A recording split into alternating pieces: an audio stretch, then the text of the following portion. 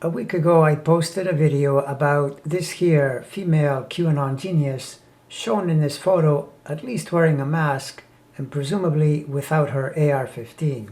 Her mask says Molon Labe, which apparently is ancient Greek for come and take 'em, obviously in reference to her Second Amendment obsessions and the stash of weapons she probably has at her house. She has been in Congress only a week and she has already filed impeachment papers against Biden. I'm sure that project is right on track, about to bear fruit any day now. But meanwhile, we are learning that prior to being elected to the House by voters in a hillbilly district of Georgia, she was given to posting Facebook and Twitter messages calling for violence against Democrats and federal agents. In addition, there is video of her demonstrating her patriotic courage, harassing one of the kids involved in the Parkland shooting, telling him that it didn't really happen. And in a past Facebook post, she outlined her theory that the California wildfires of 2018 were caused by a giant space laser that was deliberately controlled by then Governor Jerry Brown. Now, why would Jerry want to deploy this powerful laser? Because according to her, he could then build a high-speed rail line up the California coast. USA Today just published an article denouncing her as the incompetent and violent racist cuckoo clock that she is. Meanwhile, her caucus leader, Trump suck-up Kevin McCarthy, upon learning of her misdeeds, stated he would have a talk with her. Really, a talk?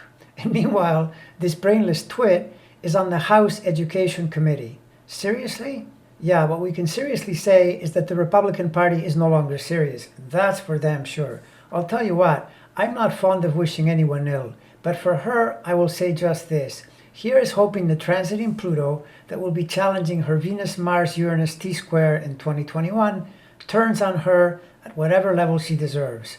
Just like Trump, I'm sensing a lot of ego in this pitiful example of a human being. She is ever so fond of lying through her teeth and issuing violent threats toward people she disagrees with, but I can tell you for a fact, if you are fond of riding Pluto energy with your ego, sooner or later it will turn on you and it will try to destroy you. Speaking of destruction, her natal Pluto is square Saturn, which, in the context of her behavior, is a clear indication of someone trying to destroy the status quo, meaning the current government structures and institutions. But I think she needs to remember it's a pretty big government apparatus and it won't be run by her friend Donald or his cronies for quite a while.